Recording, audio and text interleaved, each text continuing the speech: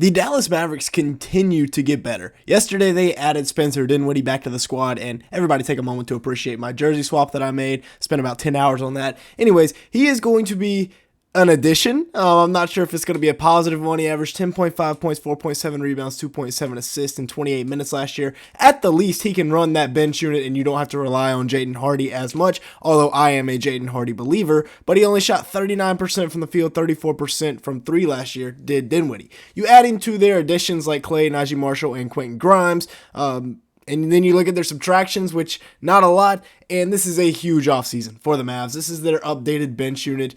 Yes, you could throw in Jaden Hardy in there if you need, but I like that unit a lot. It is a great bench unit. Something that the Mavs really struggled with was depth last year, and I think the most underrated signing in the entire NBA this year was Naji Marshall. An upgraded version of Derrick Jones Jr. for cheaper. 6'7", 225, so he is a beast, a grown man in that paint, and he's got a plus wingspan as well. He just clamps everyone up. Watch this play against Jason Tatum here, who is one of the best players in the NBA.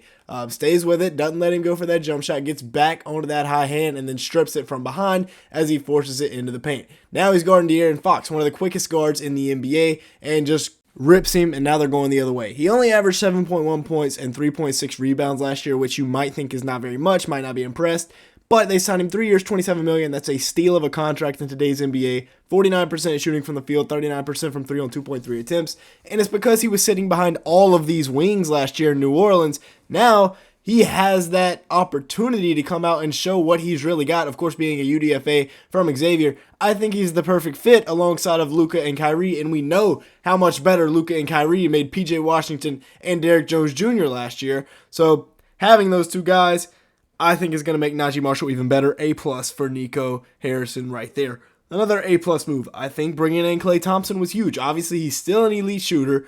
People love to talk about that 0 for 10 in the elimination game, but he is still an elite shooter. You plug him into the starting lineup, it looks like this. He's still got some left in the tank. Obviously the perimeter defense, the athleticism is much declined from where it once was pre-injury. But if you stagger these 3 minutes and even play them together, they will look very, very good. I thought one of these guys could start. Y'all said no down in the comment section. Probably going to be PJ. We'll see what happens with Klay when it comes to coming off the bench. But 3 years, $50 million. I don't think they paid him that much to bring him off the bench. But, I mean, you never know. Maybe as the year progresses, the lineup changes and fluctuates. 18 points a game, 3.3 rebounds, and 2.3 assists last year for Klay. Still shot 39% from 3 on 9 attempts a game. Played 77 games. So he's definitely still that guy. We'll see what happens on the defensive side of the ball, but he's still a really, really good shooter. Can still create a little bit, and then obviously athleticism much decreased, but still elite in the catch and shoot. Watch him come off the down screen and knock down the 3 over Jaime Jaquez.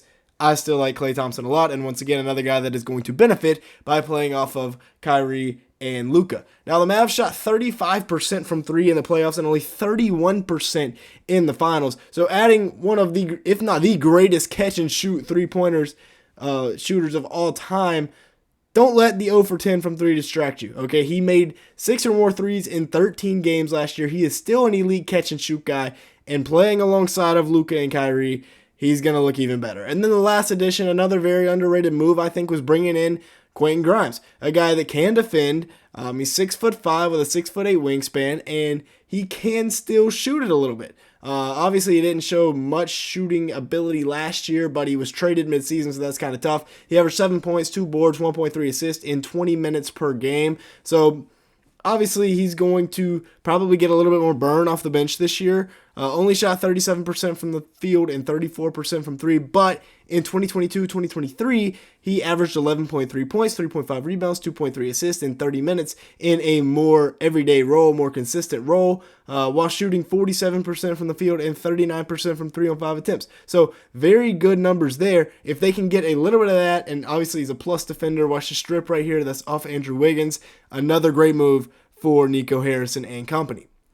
Now, real quick, if you are enjoying today's video, make sure to hit the like button, leave me a comment down below, and hit that subscribe button if you are enjoying today's video at any point. As you can see here, a large majority of the people that watch these videos are not subscribed to the channel, so if that is you, go ahead and fix that right now. And with that being said, let's go ahead and get back to the video, looking at the big two, because obviously these, you think of Dallas, you think of Luca, you think of Kyrie. These are the two guys that make everything go. They make everybody around them so much better. Luka Doncic especially, one of the best players in the NBA, just put up one of the craziest stat lines we've ever seen in league history. Almost a 34-point triple-double with 10 rebounds, 9 assists, and 1.4 steals per game. Big time numbers there from the kid. He shot 49% from the field, 38% from three on 10.6 attempts per game. Went from 35% from three to 38% from three. So getting that up definitely helps out a lot. And I think Luka next year, I think he's going to come back better. You know, we saw what happened with Jason Tatum. He lost the finals, didn't make it the next year, and the year after that he won it. I think we kind of see that with Luka. As for Kyrie, he has kept his nose clean very, very well. I was surprised. You know, obviously he was an off-the-court issue, an off-the-court head case, if you will, during his time in Brooklyn and Boston, but we haven't heard a peep of him since he went to Dallas. Averaged 25.6 points per game, about 5 assists, 5 rebounds, 51% from the field, 40% from three, 91% from the free throw line. Heck of a year from Kyrie Irving. People need to talk about that more. 50, 40, 90 on 26 points a game is not easy to do. Now, the youth. There are still some young pieces here in Dallas with Derek Lively, Jaden Hardy, and Omax Prosper. Obviously, we know about Derek Lively, one of the best young bigs in the league, but they don't have many first-round picks.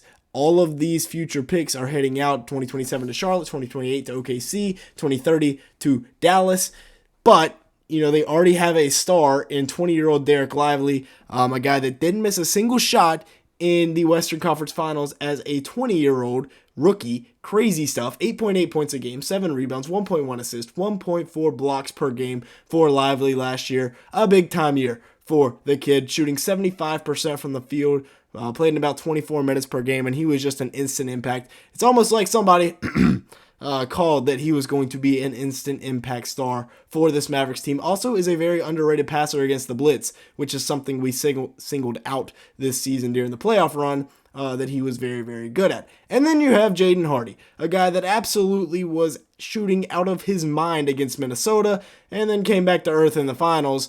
Definitely still has some times where he forces it, but 7.3 points a game, 1.8 rebounds, 1.5 assists in 14.5 minutes per game. He had a very efficient year last year when it comes to points per minute, scoring per minute, all that good stuff. 41% shooting from the field, 37% from three on 3.1 attempts per game. Per 36, he averaged 19.8 points a game, 4.8 rebounds, and 4 assists a night. And a guy that is still very, very young. He will only be 22 years old next year. We'll see what happens with him, but I think he can be a star. And then the secret weapon himself, Omax Prosper, the number 24 pick in last year's draft, standing at about 6'8" with a very, very good 7'1" wingspan, +5 on the wingspan category there. I think this guy is going to be their secret weapon this year. He is electric downhill. He had a really good summer league for the Mavs, in my opinion. And like you see here, in transition, he is lethal. Getting downhill, almost fell on his face right there. But, you know, with a little bit more development, I think he could be, maybe not this year, maybe it's next year. But eventually, Omax Prosper is going to be a really nice piece in this rotation. With that being said, that's going to be it for today's video. Y'all let me know your thoughts down in the comment section below. Make sure to hit the like button, leave me a comment down below, and hit that subscribe button. And with all that being said, thanks so much for watching today's video.